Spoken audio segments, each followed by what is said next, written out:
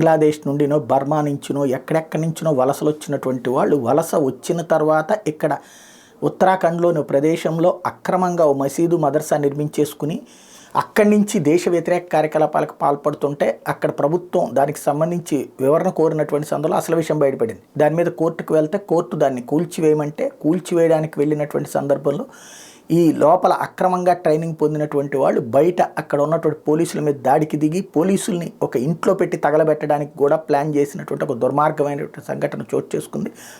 ఈ సందర్భంగా ఉత్తరాఖండ్ ప్రభుత్వం అయితే వెనక్కి తగ్గలేదు, అక్కడ ఓట్లు పోతాయి అని భయపడలేదు, కఠినమైనటువంటి చర్యలను తీసుకుంది. దాని ఇంపాక్ట్ ఉత్తరాఖండ్లోని హల్ద్వానీలో ప్రభుత్వ స్థలాన్ని అక్రమంగా నిర్మించిన మదర్సా మసీదు కూల్చివేత సందర్భం గురువారం చోటు చేసుకుని తీవ్ర హింసలో 6 ఆందోళనకారులు ప్రాణాలు కోల్పోయారు. ఓ జర్నలిస్ట్ సహా 7 తీవ్ర గాయాలతో చికిత్స పొందుతున్నారని, వీళ్ళలో 3 పరిస్థితి విషమంగా ఉందని పోలీసులు శుక్రవారం చెప్పారు.